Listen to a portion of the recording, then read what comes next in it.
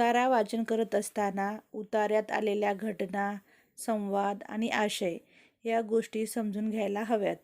तसेच उतार्यात आलेले नवीन शब्द, जोडशब्द, वाक्यप्रचार, म्हणी इत्यादी बाबींकडे लक्ष द्यावे. पुढील उतारा लक्षपूर्वक वाचून त्यावर आधारित प्रश्नांची उत्तरे लिहा. निसर्ग हा महान जादूगार आहे. त्याचे चमत्कार, त्याच्या लीला अगाध आहेत. निसर्ग प्रसन्न, रमणीय, सौंदर्यशील आहे.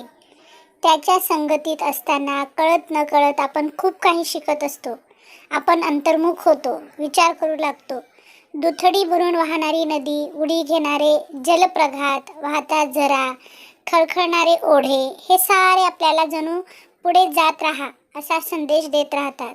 आसमंत गंधित करणारे सुगंधी फूल, रिझवणारा झरा, शेतात छाया देणारा रसाळ फळे देणारा वृक्ष, आपल्यावर कृपेची बरसात करणारा मेघ हे सारे आपल्याला देत व्हा, देण्यातला आनंद लुटा हा कानमंत्र देत राहतात. खूपच छान. उतार्यावर आधारित प्रश्न. पुढील प्रश्न काळजीपूर्वक वाचा व अचूक उत्तरे द्या. पहिला, निसर्ग आपल्याला कोणता संदेश देतो? निसर्ग आपल्याला पुढे जात राहा असा संदेश देतो. प्रश्न दुसरा, फळे, फुले, मेघ आपल्याला कोणता संदेश देतात? फळे, फुले, मेघ आपल्याला देते व्हा, देण्यातला आनंद लुटा असा संदेश देतात. प्रश्न तिसरा, पुढील शब्दांचे समानार्थी शब्द सांगा. नदी, सरिता, छाया, सावली, वृक्ष, झाड, मेघ. नभ. पुढील शब्दांचे विरुद्धार्थी शब्द सांगा.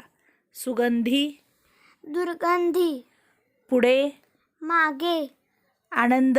दुःख. निसर्गाची हानी होऊ नये म्हणून तुम्ही काय काळजी घ्याल? निसर्गाची हानी होऊ नये म्हणून मी विनाकारण झाडांची पाने, फुले तोडणार नाही. पाण्याचा वापर काटकसरीने करणार आणि प्राण्यांना विनाकारण त्रास देणार नाही. अगदी बरोबर.